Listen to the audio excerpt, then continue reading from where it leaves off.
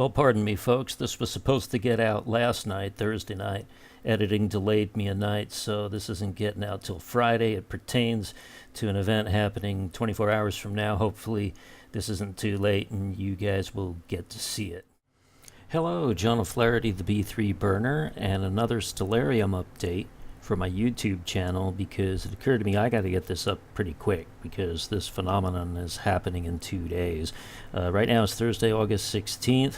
Direct your attention to 2 days from now, Saturday, August 18th. We have some interesting phenomenon taking place, and let's adjust the clock and get it right up to where we need to be. So we go ahead forward to Friday night, Saturday night, and let's back up the clock to a little closer to sunset. Not too close, but a little close. Make it 8:30 for sake of argument. What we have going on is we have a planetary lineup. I don't want to over-exaggerate the point. It's not like they're like smack dab right on top of one another, but we have a nice set of symmetry as the moon tracks from west to east. It's not unusual for the moon to conjunct with each one of these planets throughout its 29-day cycle through all 24 hours of right ascension on the celestial grid, or make its revolution around the Earth. What is unusual is that these planets happen to all be lined up the way they are in the southern sky as evening planets,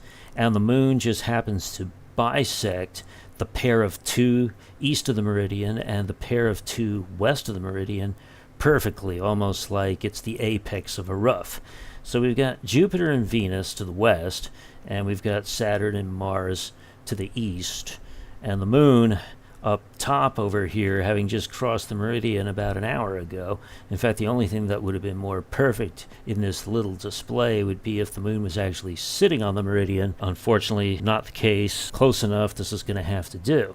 So what is the significance of all the planets lining up along the ecliptic line? And why do they do that? Well, first of all, we need to understand that the ecliptic line is the path that the sun takes throughout the year as the Earth revolves around the sun. It would appear, relative to us, that the sun is moving along this path from west to east, because all the planets' orbits are almost parallel to one another, with the exception of Mercury and the moon. They're all going to lie pretty much along the same line.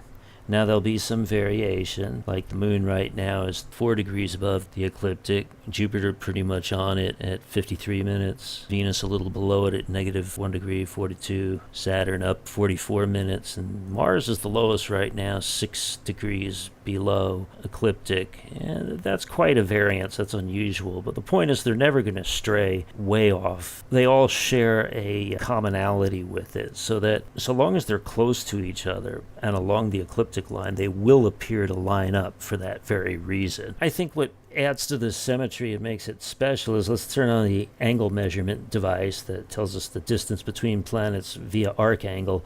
The distance from Mars to Saturn is about 27 degrees, and the distance from Saturn to the moon is also 27 degrees. So it's not just that they're lined up, but they're lined up equidistant from one another, or close to it. The size of the moon is exaggerated by a factor of 5, just so you can see it decently from this zoomed out angle. Now the distance from the moon to Jupiter is 20 degrees, still kind of within that range, and the distance from Jupiter to Venus is 33 degrees. Okay, a little further spread apart, but still very close to one another. Now, the other thing I wanted to bring to your attention on this particular night is, let's look at the overall distance in the full spread of planets from Mars to Venus, and that is about 107 degrees, give or take, almost from the southeastern sky to about west-southwest. You are going to need a fair amount of the southern sky open to you without obstructions, trees, buildings, hills, whatever, in order to see this. And the reason I say that is these planets are all along the ecliptic near the 18-hour right ascension mark, which in essence is where the sun would be at December solstice.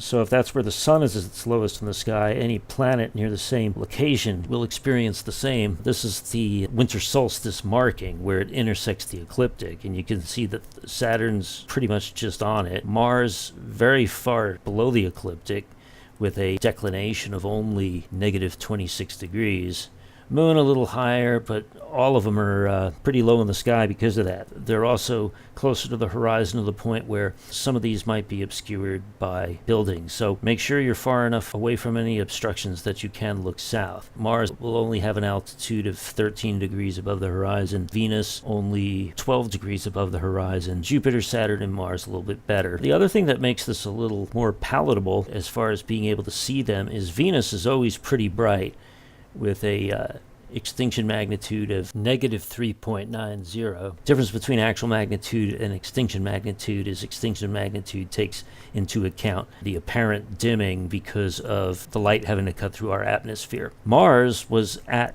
its brightest just a couple of weeks ago in late July, so negative 1.90 is pretty bright. Saturn's at positive 0.57. Remember, with magnitude, positive numbers are dimmer, negative numbers are brighter. Jupiter, at least as bright as Mars, not as bright as Venus. With the exception of Saturn, everything's pretty bright, and the moon, of course, sticks out like a sore thumb and is easy to see, so it should be pretty easy to track these in this pattern across the sky, which would be nice to see. Now remember, this is 8:30 where I'm at, near Modesto, California. Your brightness level might vary depending upon where you are in your time zone. At 8:30 where this is, the sun is about 7 degrees below the horizon. We're just a little bit past civil twilight. I actually think that this program over-exaggerates the brightness of the sky past civil twilight. I think in reality it would look darker than this.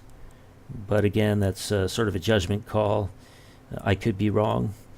Maybe this is taking into account no artificial lights around you and that your eyes have adjusted out in the wilderness or something like that, that it could theoretically appear this bright. At least from my perspective, wait 15 more minutes and go to 8:45, and all of a sudden the viewing has gotten a whole lot better. Wait till 9 o'clock, even more so. But you also have to remember that the longer you wait, the lower Venus is getting in the sky, now only 6 degrees above the horizon. Could be hard to spot. But basically in that half-hour window, give or take, depending on where you're at, you have the ability to view 4 planets plus the moon in the center, so a total of 5 objects of interest, all in the night sky, between both pairs on exactly August 18th, 2018. So might want to check that out. That's 2 nights from now. And with that, I'm going to bid you adieu. Happy planet and moon gazing.